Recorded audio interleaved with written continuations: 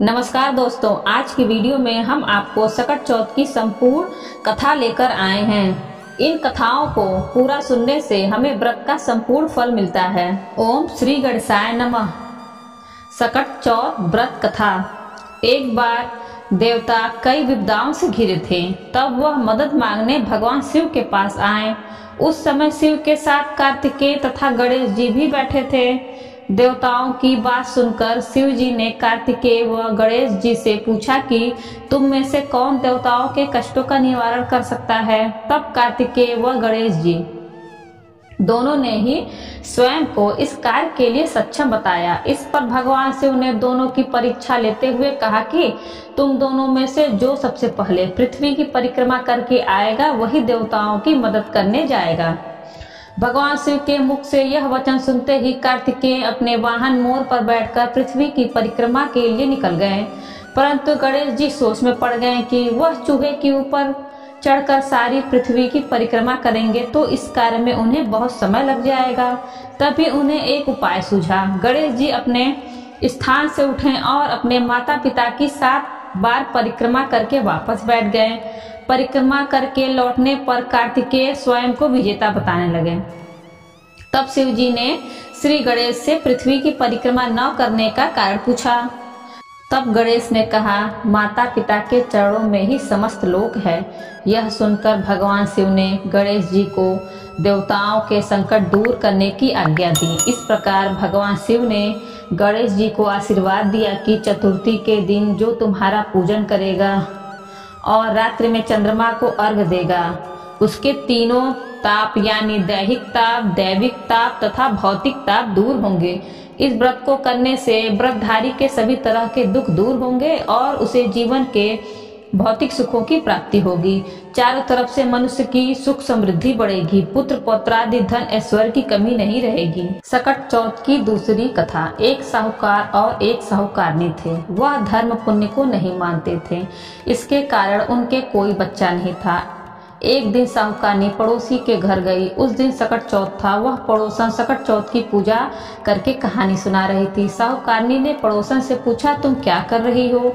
तब पड़ोसन बोली कि आज चौथ का व्रत है, इसलिए कहानी सुना रही हूँ। तब साहूकारनी बोली, चौथ के व्रत करने से क्या होता है? तब पड़ोसन बोली, इसे करने से अन्न धन सुहाग पुत्र सब मिलता है। तब साहूकारनी ने कहा, यदि मेरा गर्भ रह जाए तो मैं 1.25 सेर तिलकुट करूंगी और चौथ का व्रत करूंगी। श्री गणेश भगवान की कृपा से साहूकारनी के गर्भ रह गया तो वह बोली कि मेरे लड़का हो जाए तो मैं 2.5 सेर तिलकुट करूंगी।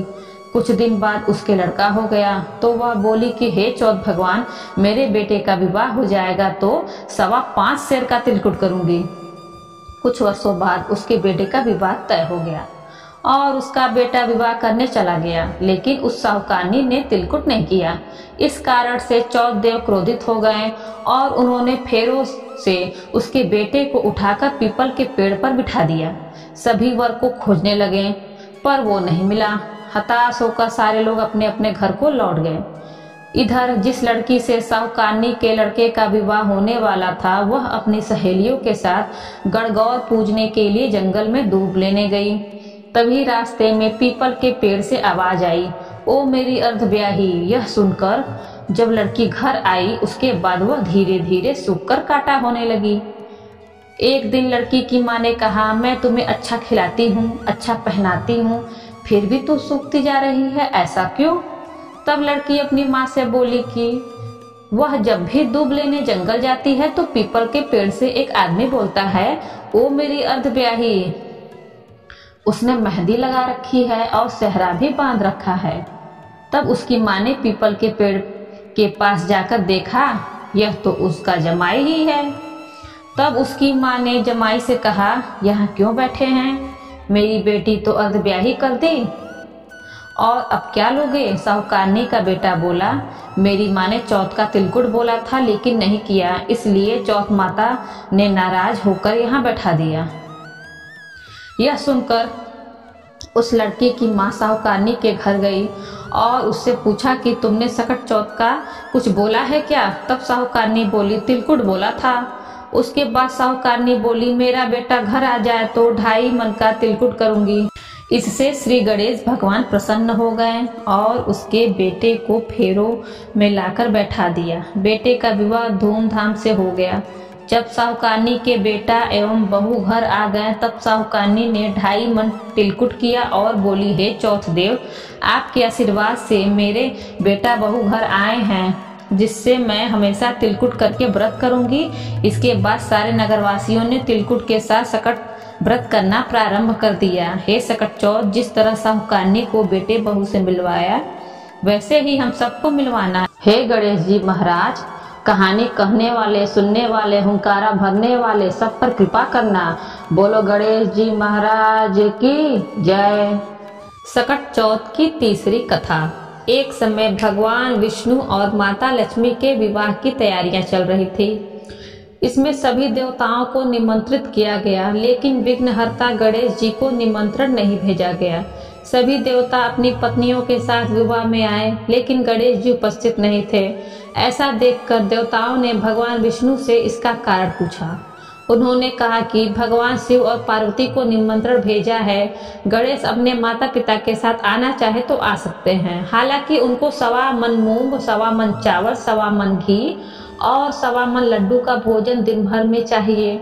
यदि वे नहीं आए तो अच्छा है। दूसरे के घर जाकर इतना सारा खाना पीना अच्छा भी नहीं लगता है। इस दौरान किसी देवता ने कहा कि गणेश जी अगर आए तो उनको घर के देखरेख की जिम्मेदारी दी जा सकती है। उनसे कहा जा सकता है कि आप चूहे पर धीरे धीरे जाएंगे तो बारात आगे चली जाएगी और आप पीछे रह जाएंगे। ऐसे में आप घर की देखरेख करें। योजना के अनुसार विष्णु जी के निमंत्रण पर गणेश जी वहां उपस्थित हो गए। उनको घर के देखरेख की जिम्मेदारी दे दी गई। बारात घर से निकल गई और गणेश जी दरवाजे पर ही बैठे थे। यह देखकर नारद जी ने इसका कारण पूछा तो उन्होंने कहा कि विष्णु भगवान ने उनका अपमान किया है। तब नारद जी ने गणेश जी को एक सुझाव दिया। गणपति ने सुझाव के तहत अपने चूहों की सेना बारात के आगे भेज दी, जिसने पूरे रास्ते खोद दिए। इसके फलस्वरूप देवताओं के रथ के पहिए रास्ते में ही फंस गए। बारात आगे नहीं जा सकी। किसी के समझ में कुछ नहीं आ रहा था कि क्या किया जाए। तब नारद जी ने गणेश जी को बुलाने का उपाय दिया ताकि देवताओं के विघ्न दूर हो जाएं। भगवान शिव के आदेश पर नंदी गजानन को लेकर आए। देवताओं ने गणेश जी का पूजन किया। तब जाकर रथ के पहिए गड्ढों से निकल गए, लेकिन कई पहिए टूट गए थे। उस समय पास में ही एक लोहार काम कर रहा था। उसे बुलाया गया। उसने अपना काम शुरू करने से पहले गणेश जी का मन ही मन स्मरण किया और देखते ही देखते सभी रथों के पहियों को ठीक कर दिया। उसने देवताओं से कहा कि लगता है आप सभी ने शुभ कार्य प्रारंभ करने से पहले विघ्नहर्ता गणेश जी की पूजा नहीं की है, तभी ऐसा संकट आया है। आप सब गणेश जी का ध्यान कर आगे जाएं, आपके सारे काम हो जाएंगे। देवताओं ने गणेश जी की जय जयकार की और बारात अपने गंतव्य तक सकुशल पहुंच गई। भगवान विष्णु और माता लक्ष्मी का विवाह संपन्न हो गया। सकट चौथ की 5वीं कथा। एक नगर में एक कुंभकार रहता था। एक बार उसने बर्तन बनाने के लिए आग लगाया, जिसमें आग नहीं पका। कुंभकार ने लाख कोशिश की, लेकिन उसका आग नहीं पका और वह हार कर राजा के पास जाकर प्रार्थना करने लगा। राजा ने राज पंडित को बुलाकर इसका कारण पूछा तो राज पंडित ने कहा कि इस बार आग लगाते समय आपको किसी बच्चे की बलि देनी होगी। और राजा का आदेश हो गया और बलि आरंभ हो गई। जिस भी परिवार की बारी होती उस परिवार का एक बच्चा बलि के लिए भेज दिया जाता था। इसी तरह कुछ दिनों के बाद सकट के दिन एक बुढ़िया के पुत्र की बारी आई। उस बुढ़िया के लिए उसका लड़का उसके जीवन का सहारा था, लेकिन राजा की आज्ञा के कारण नर्वस बुढ़िया सोचने लगी कि यदि मेरे बेटे को कुछ हो गया तो मेरे ऊपर तो संकट आ जाएगा। बुढ़िया ने बेटे को सकट की सुपारी और दूध का बीड़ा देकर कहा कि बेटा भगवान का नाम लेकर आग पर बैठ जाना। और बुढ़िया के बेटे को कुंभकार ने आग में बैठा दिया। बुढ़िया पूरी रात भगवान से अपने बेटे की कुशलता के लिए प्रार्थना करती रही। पहले तो आग पकने में कई दिन लग जाते थे, लेकिन भगवान गणपति की कृपा से एक ही रात में आग पक गया। सवेरे कुंभकार ने देखा तो हैरान रह गया। आग पक गया था और बुढ़िया का बेटा और अन्य सभी बालक जिनकी बलि दी गई थी वो भी जीवित हो उठे थे। नगरवासियों ने सकट की महिमा को स्वीकार किया और उस लड़के को भी धन्य माना। संकट हरता भगवान गणपति की कृपा से नगर के अन्य सभी बालक भी जी उठे। नगरवासी तभी से इस दिन को सकट चौथ के रूप में मनाने लगे और इस दिन भगवान गणेश की पूजा करने लगे और लोगों ने भगवान से प्रार्थना की कि जैसे हमारे बच्चों के जीवन की रक्षा की है वैसे ही आप इस कथा को पढ़ने और सुनने और इस व्रत को करने वाले लोगों के बच्चों की भी आप रक्षा करें। सकट चौथ की छठवीं कथा। एक दिन माता पार्वती नदी किनारे भगवान शिव के साथ बैठी थी। उनको चौपड़ खेलने की इच्छा हुई, लेकिन उनके अलावा कोई तीसरा नहीं था जो खेल में हार जीत का फैसला करे। ऐसे में माता पार्वती और शिवजी ने एक मिट्टी की मूर्ति में जान फूंक दी और उसे निर्णायक की भूमिका दी। खेल में माता पार्वती लगातार 3 से 4 बार विजयी हुई, लेकिन एक बार बालक ने गलती से माता पार्वती को हारा हुआ और भगवान शिव को विजयी घोषित कर दिया। इस पर पार्वती जी उससे क्रोधित हो गईं। क्रोधित पार्वती जी ने उससे बालक को लंगड़ा बना दिया। उसने माता से माफी मांगी, लेकिन उन्होंने कहा कि श्राप अब वापस नहीं किया जा सकता, पर एक उपाय है। संकष्टी के दिन यहाँ पर कुछ कन्याएं पूजन के लिए आती हैं, उनसे व्रत और पूजा की विधि पूछना। तुम भी वैसे ही व्रत और पूजा करना। माता पार्वती के कहे के अनुसार उसने वैसा ही किया। उसकी पूजा से प्रसन्न होकर भगवान गणेश उसके संकटों को दूर कर देते हैं। सकट चौथ की 7वीं कथा। एक बुढ़िया थी, वह बहुत ही गरीब और दृष्टिहीन थी। उसके एक बेटा और बहू थे। वह बुढ़िया सदैव गणेश जी की पूजा किया करती थी। एक दिन गणेश जी प्रकट होकर उस बुढ़िया से बोले, बुढ़िया माँ, तू जो चाहे मांग ले। बुढ़िया बोली, मुझे तो मांगना नहीं आता, कैसे और क्या मांगू? तब गणेश जी बोले, अपने बहू बेटे से पूछकर मांग ले। तब बुढ़िया ने अपने बेटे से कहा, गणेश जी कहते हैं कि तू कुछ मांग ले, बता मैं क्या मांगू? पुत्र ने कहा, माँ तू धन मांग ले। बहू से पूछा तो बहू ने कहा, नाती मांग ले। तब बुढ़िया ने सोचा कि ये तो अपने अपने मतलब की बात कर रहे हैं, अतः वह बुढ़िया ने पड़ोसियों से पूछा तो उन्होंने कहा, बुढ़िया तू तो थोड़े दिन जिएगी, क्यों तू धन मांगे और क्यों नाती मांगे? तू तो अपनी आंखों की रोशनी मांग ले, जिससे तेरी जिंदगी आराम से कट जाए। इस पर बुढ़िया बोली, यदि आप प्रसन्न है तो मुझे 9 करोड़ की माया दे, निरोगी काया दे, अमर सुहाग दे, आंखों की रोशनी दे, नाती दे, पोता दे और सब परिवार को सुख दे और अंत में मोक्ष दे। यह सुनकर तब गणेश जी बोले, बुढ़िया माँ, तुमने तो हमें ठग लिया, फिर भी जो तूने मांगा है वचन के अनुसार सब तुझे मिलेगा। और यह कहकर गणेश जी अंतर्ध्यान हो गए। उधर बुढ़िया माँ ने जो कुछ मांगा वह सब कुछ मिल गया। हे गणेश जी महाराज, जैसे तुमने उस बुढ़िया माँ को सब कुछ दिया वैसे ही सबको देना। कहानी कहने वाले, सुनने वाले, हुंकारा भरने वाले सब पर कृपा करना। बोलो गणेश जी महाराज की जय। सकट चौथ की 8वीं कथा। एक समय की बात है, किसी नगर में एक देवरानी जेठानी रहती थी। जेठानी अमीर थी और देवरानी गरीब थी। देवरानी गणेश जी की भक्त थी। देवरानी का पति जंगल से लकड़ी काट कर बेचता था और अक्सर बीमार रहता था। देवरानी जेठानी के घर का सारा काम करती और बदले में जेठानी बचा हुआ खाना, पुराने कपड़े आदि उसको दे देती थी। इसी से देवरानी का परिवार चल रहा था। माघ महीने में देवरानी ने तिल चौथ का व्रत किया। 5 आने का तिल व गुड़ लाकर तिलकुटा बनाया। पूजा करके तिल चौथ की कथा कहानी सुनी और तिलकुटा छीके में रख दिया और सोचा कि चांद उगने पर पहले तिलकुटा और उसके बाद ही कुछ खाएगी। कथा सुनकर वह जेठानी के यहाँ चली गई। खाना बनाकर जेठानी के बच्चों से खाना खाने को कहा तो बच्चे बोले, माँ ने व्रत किया है और माँ भूखी है, जब माँ खाना खाएगी हम भी तभी खाएंगे। जेठ जी को खाना खाने को कहा तो जेठ जी बोले, मैं अकेला नहीं खाऊंगा, जब चांद निकलेगा तब सब खाएंगे, तभी मैं भी खाऊंगा। जेठानी ने उसे कहा कि आज तो किसी ने भी अभी तक खाना नहीं खाया, तुम्हें कैसे दूं? तुम सुबह सवेरे ही बचा हुआ खाना ले जाना। देवरानी के घर पर पति बच्चे सब आस लगाए बैठे थे कि आज तो त्योहार है, इसलिए कुछ पकवान आदि खाने को मिलेगा। परंतु जब बच्चों को पता चला कि आज तो रोटी भी नहीं मिलेगी तो बच्चे रोने लगे। उसके पति को भी बहुत गुस्सा आया। कहने लगा कि सारा दिन काम करके भी 2 रोटी नहीं ला सकती हो तो काम क्यों करती हो। पति ने गुस्से में आकर पत्नी को कपड़े धोने से मारा। धोना हाथ से छूट गया तो पाटे से मारा। वह बेचारी गणेश जी को याद करती हुई रोते रोते पानी पीकर सो गई। उस दिन गणेश जी देवरानी के सपने में आए और कहने लगी, धोने मारे पाटे मारी, सो रही है या जाग रही है। वह बोली, कुछ सो रही हूँ कुछ जाग रही हूँ। गणेश जी बोले, भूख लगी है, कुछ खाने को दे। देवरानी बोली, क्या दूँ, मेरे घर में तो अन्न का एक दाना भी नहीं है। जेठानी बचा खुचा खाना देती थी, आज वह भी नहीं मिला। पूजा का बचा हुआ तिलकुटा छीके में पड़ा है, वही खा लो।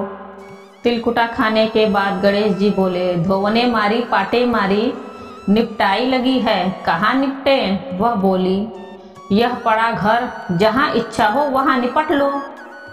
फिर गणेश जी बच्चे की तरह बोले, अब कहाँ पोछूं। नींद में मग्न अब देवरानी को बहुत गुस्सा आया कि कब से तंग किए जा रहे हैं। सो बोली, मेरे सर पे पोछो। और कहाँ पोछोगे। सुबह जब देवरानी उठी तो यह देखकर हैरान रह गई कि पूरा घर हीरे मोती से जगमगा रहा है।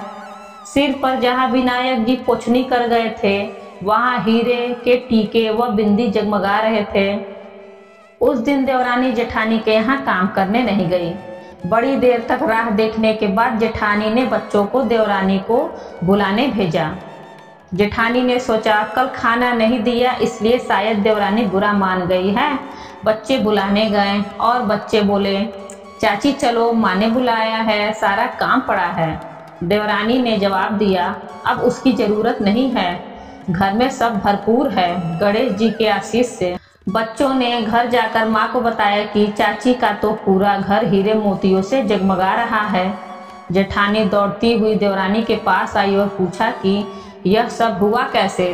देवरानी ने उसके साथ जो हुआ वह सब कुछ कह डाला। घर लौटकर जेठानी अपने पति से कहा कि आप मुझे धोने और पाटे से मारो। उसका पति बोला कि भली मानस, मैंने कभी तुम पर हाथ भी नहीं उठाया, मैं तुम्हें धोने और पाटे से कैसे मार सकता हूँ। वह नहीं मानी और जिद करने लगी। मजबूरन पति को उसे मारना पड़ा। उसने ढेर सारा घी डालकर चूरमा बनाया और छीके में रखकर सो गई। रात को चौथ विनायक जी सपने में आए और कहने लगे, भूख लगी है, क्या खाऊं। जेठानी ने कहा, हे गणेश जी महाराज, मेरी देवरानी के यहाँ तो आपने सूखा तिलकुटा खाया था, मैंने तो झरते घी का चूरमा बनाकर आपके लिए छीके में रखा है, फल और मेवे भी रखे हैं, जो चाहे खा लीजिए। बाल स्वरूप गणेश जी बोले, अब निपटे कहाँ। जेठानी बोली, उसके यहाँ तो टूटी फूटी झोपड़ी थी, मेरे यहाँ तो कंचन के महल हैं, जहाँ चाहे निपटो।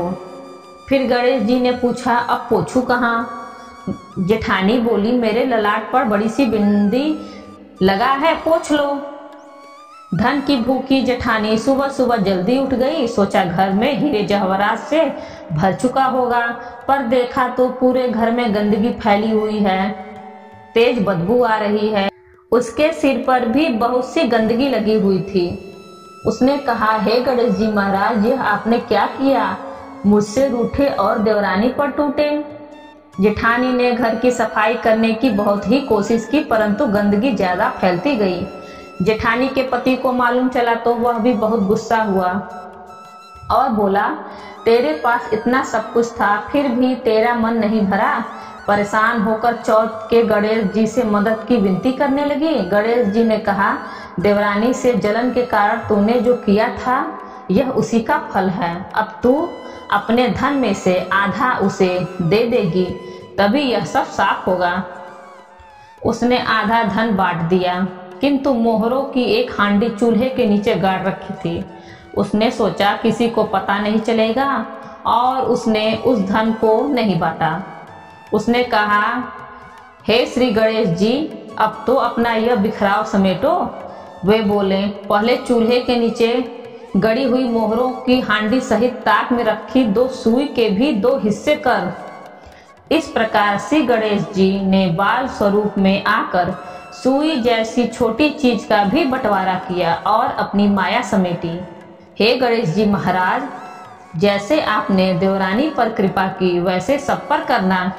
कहानी कहने वाले, सुनने वाले, हुंकारा भरने वाले सब पर कृपा करना, किंतु जेठानी को जैसी सजा दी वैसी किसी को मत देना। बोलो गणेश जी महाराज की जय। चौथ माता की जय। तो दोस्तों, उम्मीद करती हूँ कि आपको वीडियो पसंद आया होगा और आप हमारे चैनल में नए हो तो वीडियो को लाइक कर चैनल को सब्सक्राइब जरूर करें और बेल आइकन जरूर क्लिक करें, जिससे आगे आने वाली वीडियो की नोटिफिकेशन आपको सबसे पहले मिल सके। धन्यवाद।